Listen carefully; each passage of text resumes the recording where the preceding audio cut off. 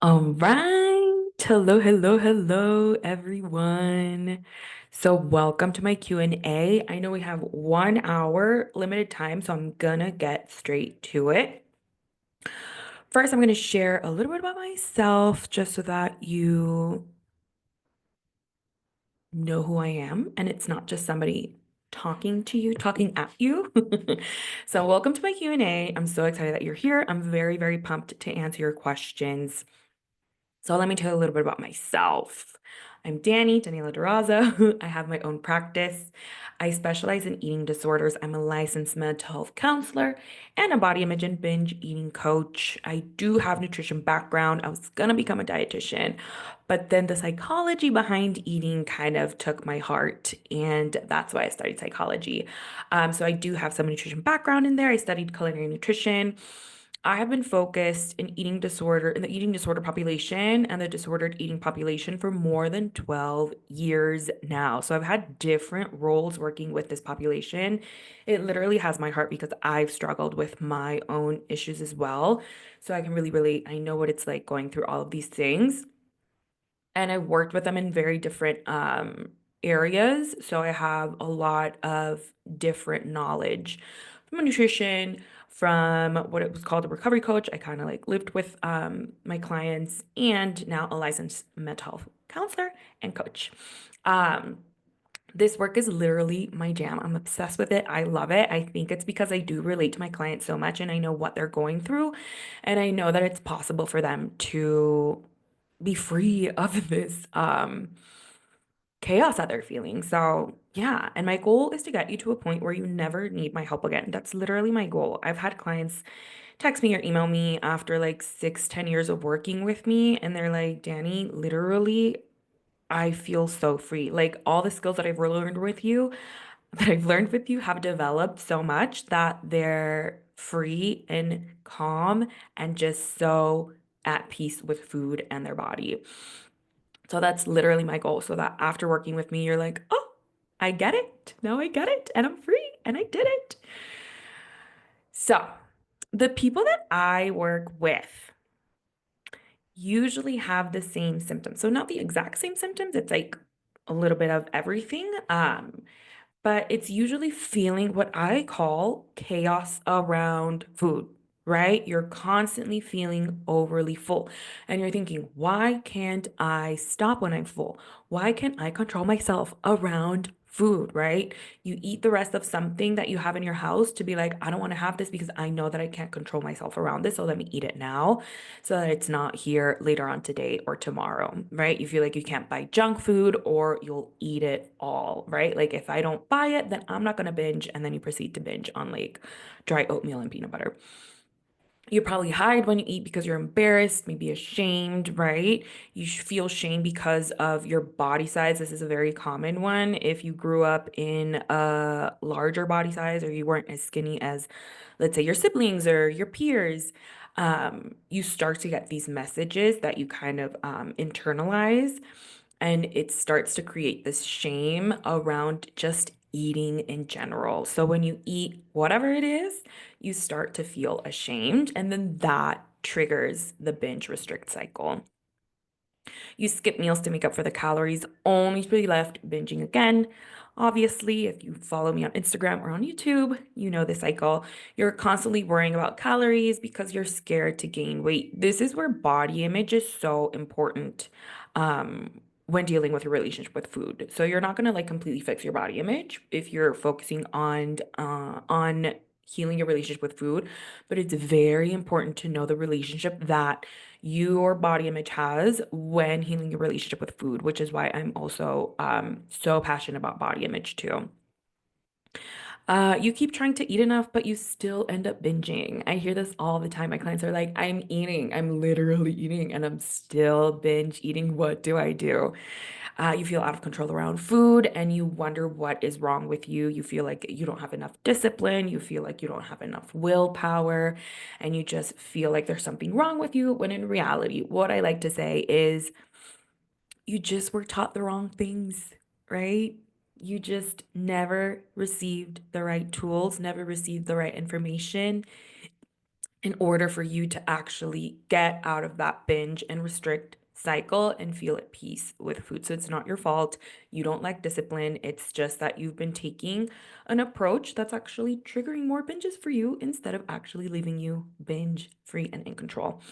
And a lot of my clients can't trust themselves to stop eating when full. This is so common. They're like, I can't trust myself with like a big plate of food, right? They're like, I need to take it off my plate. I need to cut my burger in half and like set it aside because they can't trust themselves to be intuitive and to actually stop when they know they're feeling full.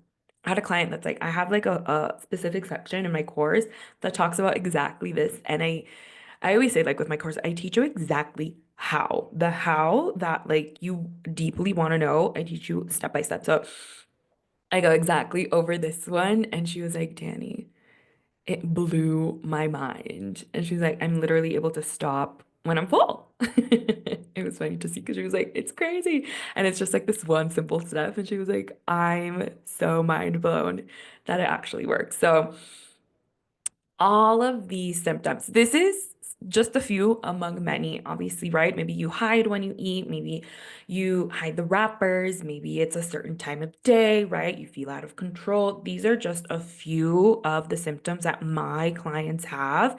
And I just wanted to share this because I want to tell you that you are not alone. You are not the only one struggling with this. This happens all the time, even with the person that you see and you're like, why is she so in control? Why is she so free? She might also be struggling with the same things. So I just want you to know you're not alone. These are very common things to struggle with, and there is a solution, there is a way out of it. So that's why I wanted to put this in here. So today is a Q&A. I don't know if we're gonna have enough time to go through all of the questions. I'll try. Um, and so I picked the most common ones that I got and I kind of piled them into different sections. So let's get started with questions. Okay, so number one. And now these questions I want to answer because this is usually what my clients struggle with when it comes to being ready to actually face recovery and healing. I know recovery can be hard and I know it can be scary to actually let go, right? To be like, okay, now I'm free falling, letting go, and where am I going to land, right? So I do want to empathize with that. And that's why I picked these questions because this is usually what comes up. And obviously you asked them, so they're coming up for you when it comes to healing your relationship with food of like what is happening, what if this happens. So that's kind of what the questions are geared towards. So I want to give you as much clarity as I can. Okay, so number one, what if I still want to lose weight? This is a very common one, right? Like a lot of times I talk about healing your body image and kind of what we all call putting weight loss in the back burner, right? And a lot of people feel like, whoa, that feels too foreign for me, right? That's too hard for me to just like let go of wanting to lose weight, right? And obviously, I empathize with that. I completely get that because of the world that we live in and probably some experiences that you might have had growing up and to this day. So, what I want to say is, I will never, ever tell you you can't lose weight. You can't let go of wanting to lose weight. I will never tell you what to do with your body, but I will show you how it impacts your relationship with food. Okay? So you can still have wanting to lose weight in your mind. You can still kind of be like, okay, but I want to heal my relationship with food, but what about this big piece that worries me, which is my weight, right?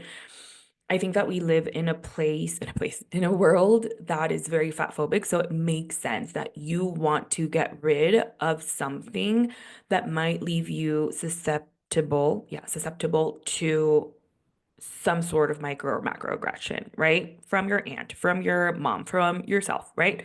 So it makes sense that you want to lose weight. It makes sense that you want to get rid of this thing that might be hurting you. And that might be causing a lot of fear of judgment, fear of, I don't know, being vulnerable, connecting. So it makes sense. And I will never tell you to not do it. But again, I will show you how it impacts your relationship with food because it does. And one thing that I teach you is how to be able to manage that fear while at the same time healing your relationship with food. Because it's not like you're going to heal your body image and be like, oh my God, I'm done. I feel great. No, that happens in layers and in quite a long time. So I don't want your body image to get in the way of you actually being able to be in control around food and heal your relationship with food, right? So all I do is inform you on how it's getting in your way, right? How it's keeping you stuck and how it's a barrier to you. And little by little, I can show you exactly how to move through those hurdles to be able to stop binge eating and to be able to stop this from being the barrier that keeps you from actually healing your relationship with food. Because a lot of my clients are like, I usually binge eat, and because I'm scared to gain weight, the next day I skip meals. The next day I have a small lunch and then I binge again, right? So there's different ways that this gets in the way for you. And I teach you exactly how to not let it get in your way and actually be able to not let it be another trigger and another barrier in your recovery. Okay, so that's number one. I hope that was clear enough. Okay, number two. Why do I feel out of control around certain foods? This one is an extensive one. So it can have to do with quite a few things. The first two things that come into my mind are you're not eating enough. Okay. No, three things. Let's do three things. Number one is you're probably not eating enough. Okay. What happens is your body starts to send you signals like, hey, I'm hungry, right? And you're like, I shouldn't be hungry. I'm gonna eat. I just eat breakfast, right? I shouldn't be hungry. I'm gonna wait until lunch. And your body's like, no, but you're hungry. And you're like, no, that can't be it. I'm gonna wait until lunch, right? So all of these signals is your body being like, honey, you're hungry. You gotta eat. And you're like, no, right? So that's why the intensity of the cravings of food can become strong and consistent, right? So once you allow yourself to eat and you haven't eaten enough, you're just like catching up throughout the day. So your body's like, oh my gosh, food, yay, right? And it makes you feel kind of like out of control because you're hungry. And because let's say that you have a salad that isn't really filling or it's not like enough to satiate you, you're gonna be left a little bit hungry still.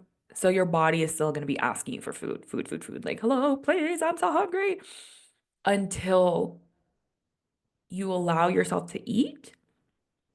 And that's what leads you to feel out of control. I call it like a bow and arrow, right? Like the more that you allow yourself to be hungry, or you're like I said, like catching up throughout the day, it's like pulling back more on that arrow. And once you're able to kind of, let's say, disconnect, relax, and have a plate of food in front of you, you're gonna let go of the arrow, right? You're gonna allow yourself to eat, and it's the further it's gonna go into that feeling of out of control because you're gonna be so hungry that your body's gonna have a tough time being mindful, right? The hungrier you are, your body's gonna be like, I'm so hungry. And you're like, I just want to be mindful. But your body's like, we can't be mindful right now. We're starving. Just eat what you have because I need energy.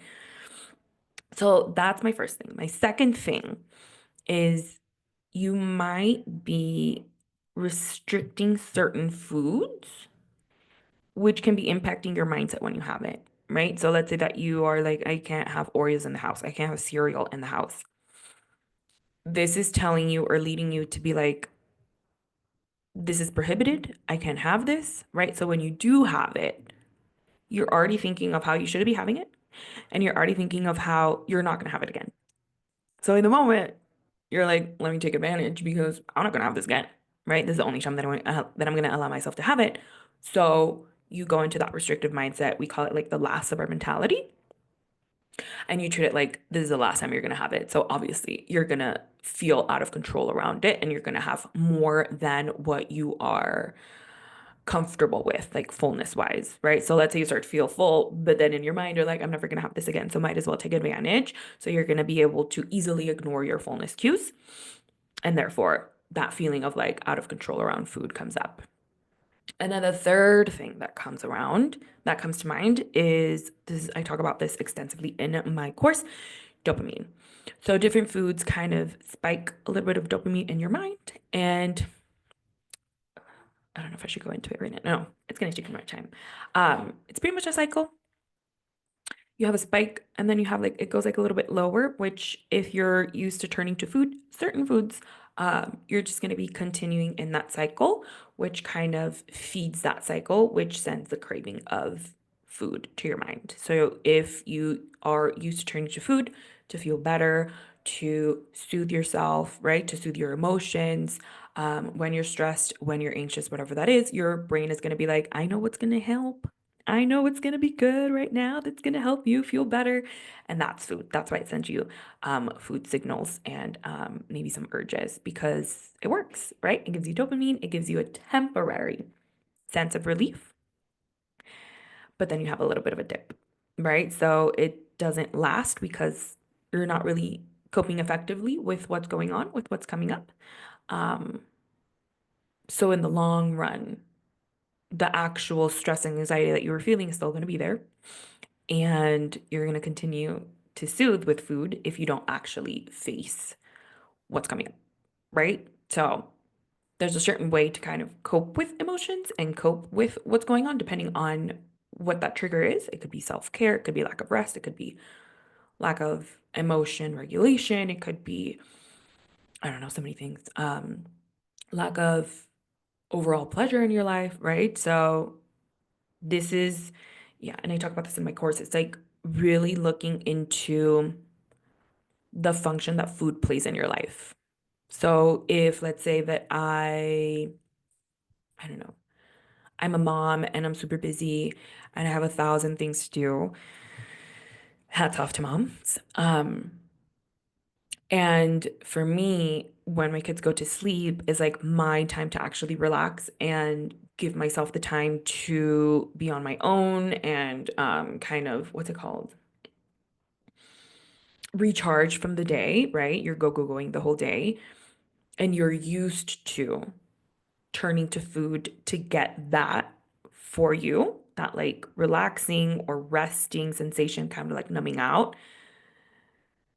then that's what your brain is going to turn to. Your brain is going to be like, this has been helping us for a long time. Let's just do it because we know that it's going to work for us. But the thing is that you're frustrated and you don't want to turn to food anymore. So that's where like the battle is, right? Like it works. Like food works. It's just that it works until it doesn't. It works until you no longer have a choice in it. It works until it's too impulsive for you and you don't want to do it, but you do it anyways, right? So if you really focus on the function that food has for you in your life, you'll really be able to reduce that like impulsivity and actually what I call you will actually have a choice in it because you'll know exactly what's happening. So you'll be like, okay, so I can turn to food. Food works. It's there temporarily. Um, but what do I want to do? What do I want to do in this moment? Do I want to turn to food or do I want to turn to all of these new skills and tips that I just learned? Okay. So those are my answers. Why do I feel out of control around certain foods, right? Because a lot of people are like, I don't binge on like carrots. That's not like what I crave, but it's because of that, right? It's what you've been used to and what actually works for you. Okay. Question number 3. How can I stop thinking about food all the time? How can I stop thinking about food all the time? Yeah. So this also tells me that you're probably not eating enough. Or, well, two things that you're probably not eating enough, or you're not emotionally regulated. Therefore, your brain is sending you signals to turn to food to regulate. Does that make sense? Sometimes I say words and I'm like, was it a sentence? So, number one, you're not eating enough. So your body's like, hey, we need food, food, food, food, food, food, right? So even thinking about food can be signs of hunger. So if you're not eating enough throughout the day, let's say you have breakfast, but it wasn't a breakfast that's substantial enough for you, your body's going to be like, hey, no, we need more food. So that's why the constant thoughts of hunger can come up, right? Let's say you have lunch and it's again not enough. You're going to be left like, I still want something else. And then if you go work and you don't eat enough, you don't eat more. it makes sense that your brain is like, hey, listen, we need more food right now. And then the other thing that I said, there can be many things, but the other thing that comes to mind is you, okay, we're talking about the function, right? If for you, food functions as a way to regulate your emotions, then when your emotions are irregulated, they're like not, what's it called? Stable. Let's say that you're bored, lonely, stressed, anxious, anything. Um, and you're used to using food to cope with your emotions, then your brain is going to be like, hey, listen, we need some regulation here. Um, let's get some food in so that we're able to regulate, right? So that we're able to get that temporary sense of relief. But again, the thing is, if you need emotion regulation and you're not regulating your emotions and you just use food to numb, the not regulated emotions are still going to be there when you put the food down, which feeds the cycle of binge eating, right? So when you're eating, you're like, ah, nice. You distract yourself from what's happening, which works in the moment, right? You're numbing. You put the food down and you're like, oh, okay. And then the emotions come up again, maybe with some guilt, maybe with some shame because you binged or you eat emotionally. So then what do? You turn to more food. And that's where the feeling of being out of control or impulsive around food comes, right? Like if you're used to turning to these things to regulate your emotions, it makes sense that if you're feeling any sort of discomfort or uncomfortable emotion, your brain is going to be like, I know what works, but there's other ways, right? Okay. Why do I binge eat even when I'm not hungry? Is what I just mentioned. So, if you turn to binge eating, this is why I say like binge eating, even emotional eating, isn't about food. Isn't about like, oh, I need to not buy Oreos or else I'm gonna eat them. That's not it, right? Whether you buy it or not, you're still gonna have urges to binge eat, right? Um, this isn't about discipline. This isn't about what food you buy versus not. Um, this is about the function that food has for you in your life. So let's say that you just ate, and for you, you use food to soothe your emotions, and you're stressed and anxious and exhausted about the day, or you have a really huge meeting the next day, then that might lead you to binge eat because you're not using food just to nourish, right? In that moment, you're using food to numb. You're using food to release discomfort, right? To numb that discomfort that you're feeling. So, in that moment, when you say, why do I binge eat even when I'm not hungry? It's because in that moment, you're not using food to nourish, you're using food to soothe. And those are two very different things, right? So, if you binge eat, let's say, even after eating a meal, right? We have to see, like, okay, that happened. Why? Was it that you were soothing or was it that you were trying to nourish? And also, it could be that um, what you were eating wasn't satisfying. So it could be that you were in that restrictive mindset. Like when you eat and you're like, I shouldn't be having this, or you eat something that isn't satisfying to you. So you're like, well, that sucked, right? um, so yeah, there's different things that could be happening. Obviously, it depends on the person. Um, but that could be a reason why you are binge eating, yeah, um, even when you're not hungry. There's so many ways. There's so many reasons. So, yeah. But the main point that I want you to get from this is it's not about the food and it's not about discipline. It's about that function that you have with food. Okay. So we've gone through four. We have four left. Oh, awesome. Okay. So, is food addiction real or is it something else? This is such a good question. Here's the thing. This can be literally, I could talk about this for 2 hours. And I talk about this extensively in my course, and I have like a whole presentation that you can turn to. So here's the thing. Food addictions do exist, right? Um, and well, let me start with that. Food addictions do exist. They might not look like what you think they look. And you could be addicted to so many things, right? I've known people who have been addicted to water, who have been addicted to behaviors, right? Like reading, like social media, like walking, like running, right? So it's not as black and white as you might think. And I want to say this first. All of my clients, all 100%, that I've worked with that feel like they have a food addiction, once we start to do the work, their food addiction goes away, right? Because it's not like you might feel like you're addicted. And I understand that, right?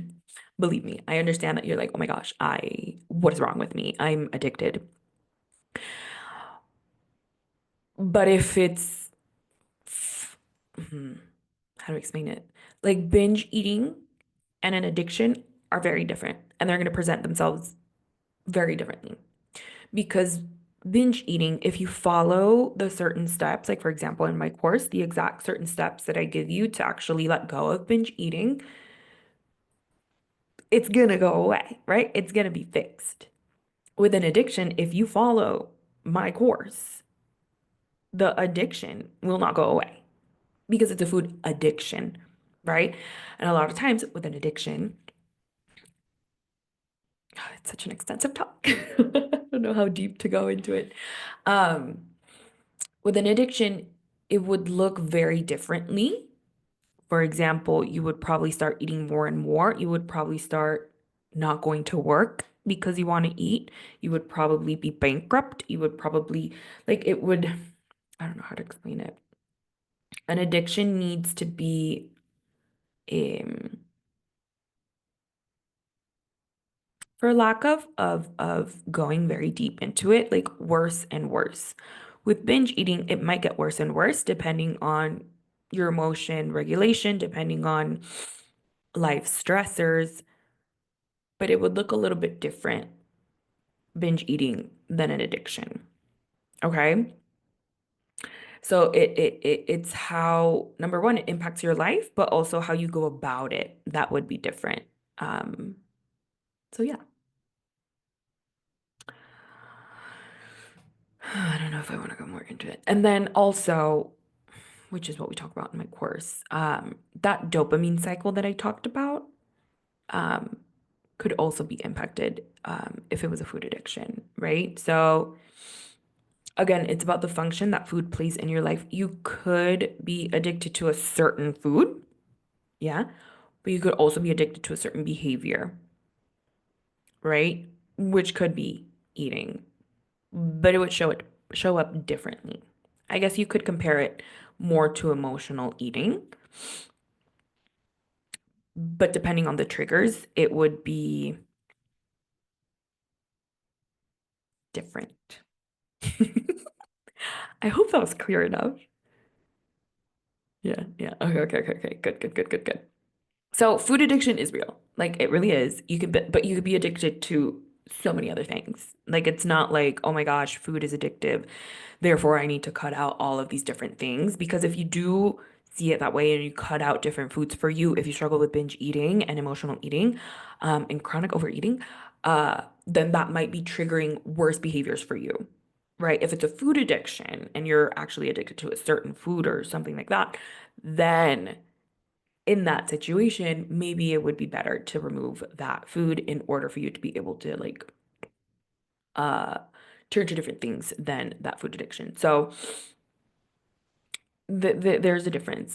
Is food addiction real? Yes, but there's also literally you could be addicted to, I don't know, so many things. Porn addiction, social media, right? Like reading, walking. Yeah. Because in my mind, this is how I see it. Let's say that a lot of people say, like, sugar addiction, right? Yeah, you could be addicted to sugar. You could be addicted to many things. But if you were truly addicted to sugar, then you would be craving more and more sugar and more concentrated sugar. Does that make sense? So let's say that you eat Oreos. The next time that you have Oreos, like the next few times, maybe you'll be like, okay, this isn't cutting it for me anymore, right? So you would need more. Maybe you start eating spoonfuls of sugar. Maybe you start to drink soda more and more, right? That tolerance is going to build and build and build. So an Oreo isn't going to cut it for you anymore. You're going to crave a stronger version of what you're addicted to. So then you'd be eating, I don't know, powdered sugar at work, right? Or you'd be eating powdered sugar, like hiding, I don't know, driving home. Like that's what a sugar addiction would look like instead of binging on Oreos every other night. I don't know if that is clear enough. Yeah. Okay, good. Yeah. So it would look very different. The way it impacts you, the way that it presents for you, and the way that you treat it would look very different. So yeah, I hope that helped. But what I want you to stay with is all of my clients that think that they've been addicted to food have not been. Okay. All right. How do I stop eating when I'm full? I mean, that's a beautiful question. How do I stop eating when I'm full? Okay. So you just stop. No, I'm kidding. So here's the thing. What I always say is you have to honor your hunger to honor your fullness. If you're hungry, like I just mentioned in the past questions, right? Your body's gonna keep sending you signals. If you're hungry, um, it's gonna be really hard for you to be mindful. So think about it. Like think about when you're hungry, like hangry, and you're like, oh my God, I have to eat, right? It's gonna be that much harder for when you're full to be like, ah, that was so good. Yeah, I'm just gonna stop here. I'm gonna comfortable fullness. I'm gonna put my fork down. No. It's when you're hungry, like the bow and arrow, right? You're gonna let go of that arrow and it's gonna go that much farther into that feeling of out of control and feeling like your body needs to nourish itself. Okay? So, how do I stop eating when I'm full? You start to feed yourself when you're hungry. Yeah. Yeah, you have to. And that's where the struggle with body image comes in, right? Because if you're worried, constantly worried about gaining weight, and the way that you usually cope with that is um let's say skipping meals or eating smaller meals, your body's gonna be like, no, we're hungry. Like, feed me. Hello, right? And then you're gonna be like, oh my God, I'm hungry. I shouldn't be hungry. I just ate something small. That wasn't enough. I just ate. That should be enough, right? What's wrong with me? All the things start to come up. And then you start to trigger what I call is like white knuckling. You start to white knuckle your day, right? Like you push away the thoughts of hunger. You push away your hunger cues. You white knuckle it. I'm just gonna have a small lunch because I'm scared that I'm gonna gain weight, right? But then you're white knuckling this the whole day. So when you actually get home and it's time to actually be able to be like with yourself and not busy and not distracted and wanting to relax and wanting to de-stress, that's like the perfect, what's it called? The perfect storm to feel out of control around food. Because the whole day you've been white knuckling it, you've been trying to be in control, you've been trying to get distracted, but there's gonna come a time where it's just your body's gonna be like, no, like, hello, it's gonna be that perfect storm where you're stressed, you wanna de stress, you don't have any more distraction, you're super hungry, and yeah, food is gonna be there, and your body's gonna be like, finally, you're feeding me. So let me send you some more um, hunger cues that make you feel out of control. Um, so yeah, that's why it's hard for you to actually honor your fullness, right? Because you're probably stuck in this perfect storm of things that impact your inability to feel in control around food. Okay? Okay. Yeah. That's why the first steps in my course are to tackle exactly that. Okay, can I stop binge eating without dieting? Can I stop binge eating without dieting? Like without letting go of dieting? Um, Without letting go of dieting? Well, what do you think? I feel like we just talked a lot about this, but so it's the same thing. Let's say that. And also, well, okay, let's say that you continue to diet, right? And dieting is actually triggering your urges to binge. Then you're asking me if you can stop binge eating without letting go of what's actually triggering your binges. So I would say no. If dieting is a comfort for you and you don't want to let it go, I would ask you why you're so apprehensive to let it go. And I'm assuming it's something to do with body image, like fear of weight gain, and fear of letting go of the control. A lot of people think that if they let go of dieting, then they're just never ever going to stop eating. And that's literally not what happens. Your dieting is actually making you feel like out of control with food. Once you stop dieting and once you start to eat enough, then those feelings kind of like stabilize and you're able to feel control around all food. So yeah, in my course, I show it like a little pendulum, right? You go from dieting to binge eating or to not binge eating, but like actually allowing yourself to eat all foods, which at the beginning you're like, "Oh my God, this is so great," right? You're like, "I can have these things. This is exciting." So it might be like a party of like, "Woohoo." But then you're like, "Oh my gosh," right? So it's like a pendulum from going back and forth, and what we want to do is kind of land in the middle where food is just food. Literally. It doesn't have any function for you except just like enjoyment and nourishment. That's it. So can I stop binge eating without letting go of dieting? Yeah. I mean, I've never, well, yeah, I've had a few clients that still don't feel ready to let go of dieting, of like not dieting, but also like think about like food rules, right? Like I shouldn't have, I don't know, more than one carb, or I should not, what was it, have any food past six, right? Like all those little food rules that people have, that's also considered disordered eating or dieting. So I've had some clients that haven't been ready to let go of it. And we kind of work through it. And again, it's more just showing you or you learning and observing how it impacts you. So you want to be aware of how these food rules and continuing to diet and continuing to engage in these food rules impacts your relationship with food, let's say that week, that day. And usually it is just leading you to feel out of control. Yeah. And then so those clients that haven't felt ready to let go, once they start to notice how it impacts them, then they start to be able to let go with those steps that I give them so that it's not just like leaving them without any tools or any steps to follow. So it is kind of, I guess, like controlled in a way, but not really. So yeah, yeah, I would say no. But if you're not ready, just observe. Observe rationally, realistically, and non-judgmentally. Okay. And this is the last one. Perfect. Awesome. Just in time. So, will I ever be able to trust myself around food again? Oh my gosh. I remember thinking this and being like, what if this is just my life? Right?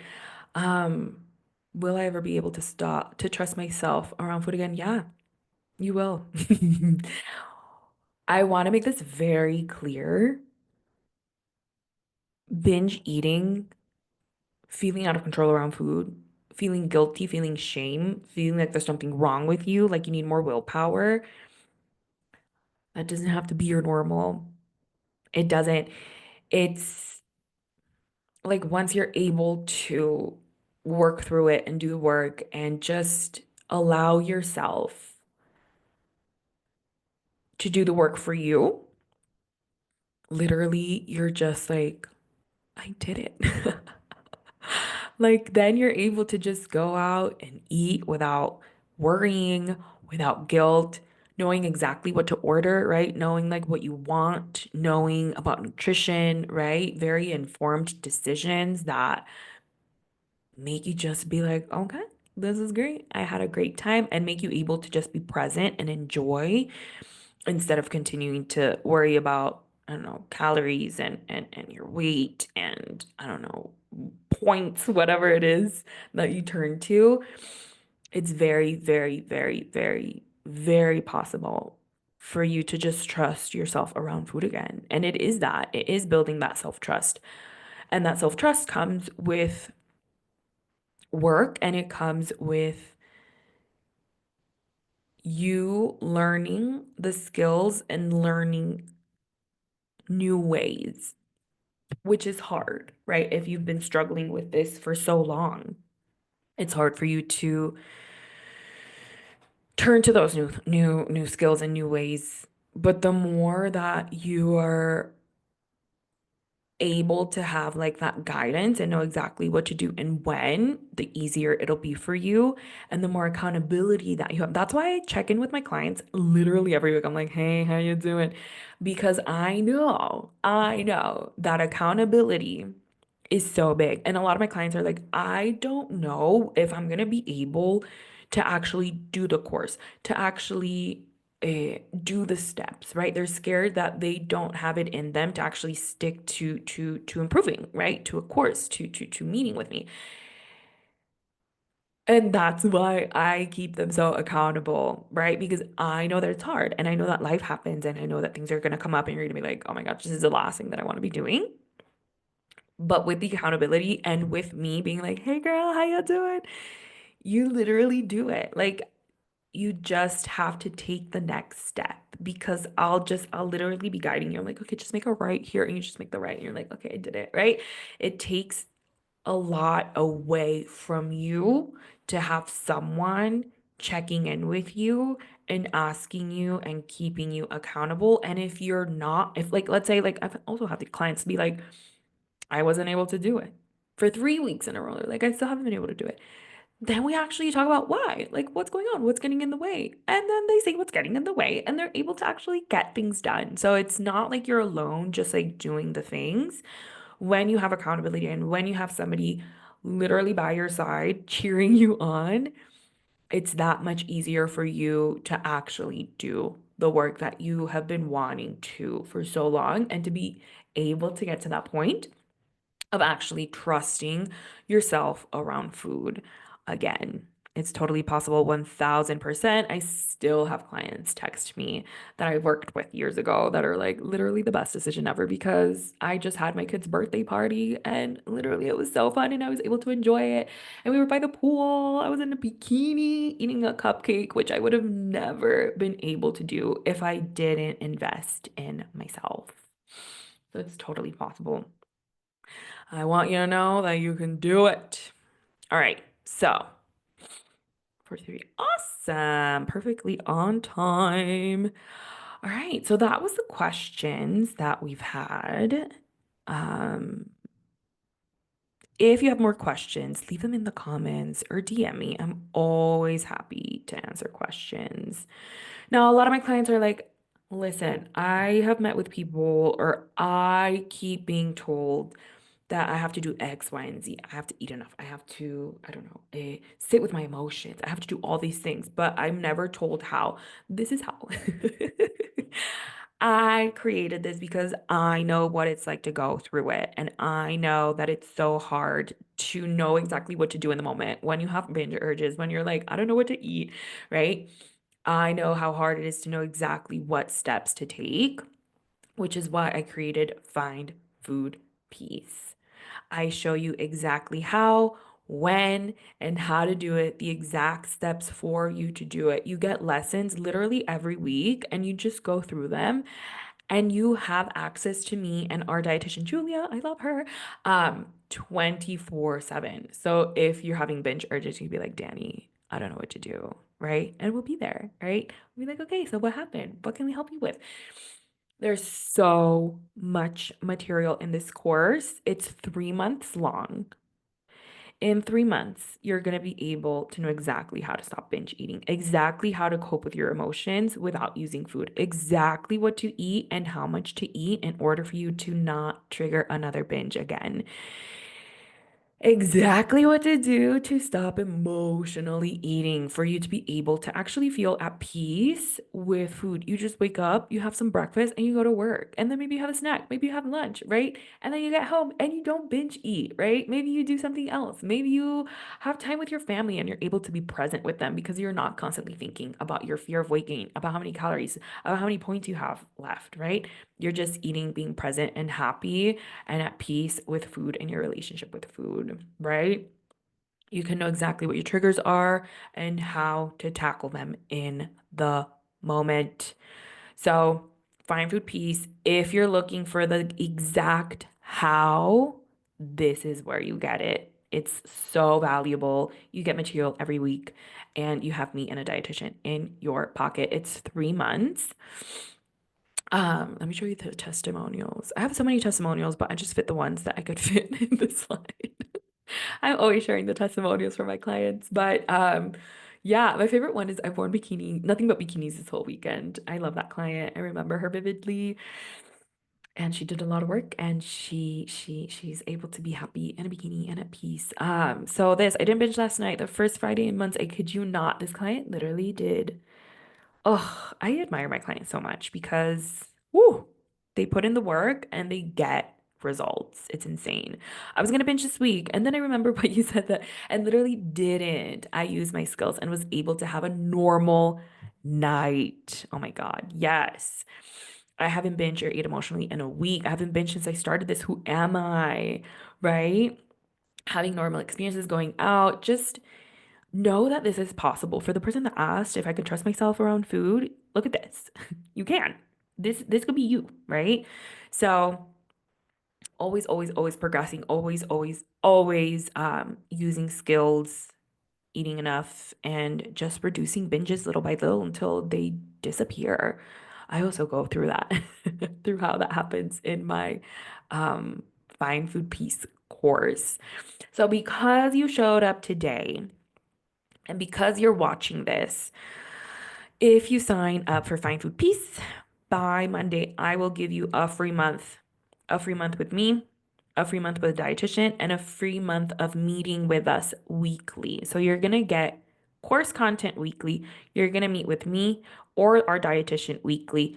You're going to have me keeping you accountable, checking in with you all the time and seeing what we can work on in order for you in order for you to do the things that you've been wanting to do for so long. I'll cheer you on. Um, so yeah, exactly how to stop binge eating and actually feel in control around food, girl, all in here. If you sign up by Monday, you get a free month. So it's not just 3 months, it's 4 months. You get an extra month. Um, so yeah, go get it. I truly, truly, truly hope this gave you as much information as you wanted. And if you have more questions, you can always DM me. You can always leave it in the comments. Just let me know. I'm gonna link the information below so you can apply to Find Food Peace and finally feel happy and in control around food. Woo! It's possible, I swear. Alrighty. Have an amazing Saturday, everyone. I'll see you around.